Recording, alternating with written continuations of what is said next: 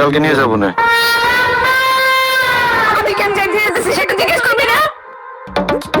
তুমি তোমার বাবার বাড়ি যাবো, আমি জিজ্ঞেস করবো কেন কেন যাবো? আমি তোর বাপের সাথে সংসার করুম না। তোমার গ্যারান্টি বিয়ে করছে? সে প্রেম করে অফিসের মেয়ের সাথে ডিনার খাইতে যায়।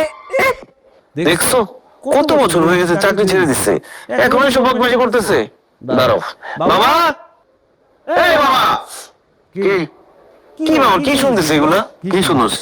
তুমি তোমার কলিগের সাথে প্রেম করো, আবার ডিনারে গেছো না? কি বলছে এইসব কথা? আমার সাথে কিভাবে কথা বলতে জানোস না? কথা বলবে না কেন এখন বলো? এই যে প্রমাণ নিয়ে আসছে, আমি কি কথা বলবো? আমি কথা বলবো না। দেখো ধরে গেছো তো হাতে হাতে। তোরা খাইছে, দাঁড়া গাইতেছে।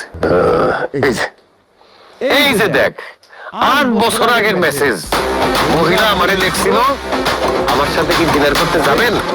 তারপরে একটা লাইন আমি লিখছি, তোর মা সেটা দেখে নাই। আমি লিখছি না, আমি যেতে পারবো না। দেখছো এটা? হ্যাঁ? মা, এই বয়সে সন্দেহ করা মানায়? দেখছস আমার চরিত্রে কোনো ঝামেলা পাইছে? পায় নাই, কিন্তু আমার মার চরিত্রে তো ঝামেলা আছে। কি বলো এসব?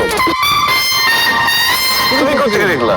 এই যে তার মোবাইলে দেখছি তাগো কাজিন গো একটা চ্যাটিং গ্রুপ আছে, সেইখানে লেখা আছে সে তার খালাতো ভাইয়ের সাথে প্রেম করছে। সেটা তো খুব ছোটবেলায়। আমি কি মেরে বিয়ে করছি নাকি? বিয়ে তো করছি এই সংসারে। আচ্ছা আমি বুঝলাম না, মার মোবাইল তোমার হাতে, তোমার মোবাইল মার হাতে কেন? মোবাইল নিয়ে চেক করে এটা কি অভ্যাস? সরাসরি তো প্রাইভেসি বলে কথা আছে। নতুন গান শুনে চাইছো, এইসব শিখছি কার কাছ থেকে? তোর কাছ থেকেই তো। তুই তো অন্য মেয়েদের ফোন চেক করস। আমি তো বিয়ে করি নাই, বিয়ে করবো বলে মোবাইল চেক করতে চাই আমি। তুমি তো বিয়ে করে ফেলছো, এখন মোবাইল চেক করে কি হবে? বিয়ে করার আগে মোবাইল চেক করতে পারো নাই? এর আগে চেক করবো কেমনি? মোবাইল ছিল তো বল। চেক করাটা ভালো করছো, এখন বিয়ে করে ফেলছো না? আর এখন ঝগড়াঝাড়ি করো না, ছেড়ে দেওয়ার চিন্তা ভাবনা করো না।